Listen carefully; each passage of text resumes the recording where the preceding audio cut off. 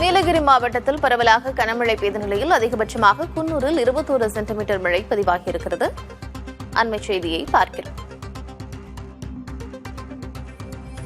நீலகிரி மாவட்டத்தில் பரவலாக கனமழை பெய்தது. இந்நிலையில் அதிகபட்சமாக குன்னூரில் 21 சென்டிமீட்டர் மழை பதிவாகியிருக்கிறது.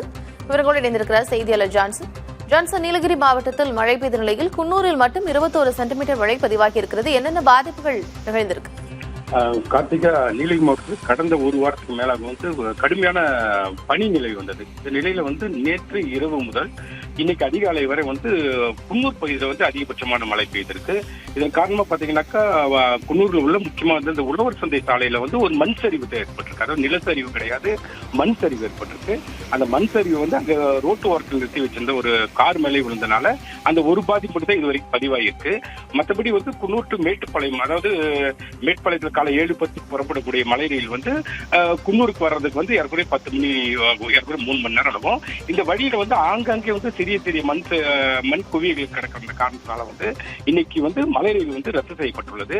மேலும் தற்போது நீலகிரி மாவட்டத்தில் பெரும்பாலாக குன்னூர், ஊட்டி, கோத்தகிரி போன்ற பகுதியில் மிகவும் டல்லான கிளைமேட் தான். ரொம்ப எப்போ வேணாலும் மழை வரலான்ற ஒரு சூழல் இருக்கிறதுனால இங்க குளிரின் தாக்கமும் அதிகமா இருக்கு. இது பாதிப்புன்னு பாத்தீங்கன்னாக்கா தற்போது உணவு சந்தையிட்ட மட்டும்தான் ஒரு மண் சரிவு ஏற்பட்டு ஒரு பாதிப்பு இருக்கு. கார்த்திகா, ஜான்சன், உதகையில் தொடர்ந்து குளிர் இருக்கக்கூடிய நிலையில் சுற்றுலா பயணிகளுடைய வருகை இருந்தது. இந்நிலையில் மழை பெய்திருக்கிறது.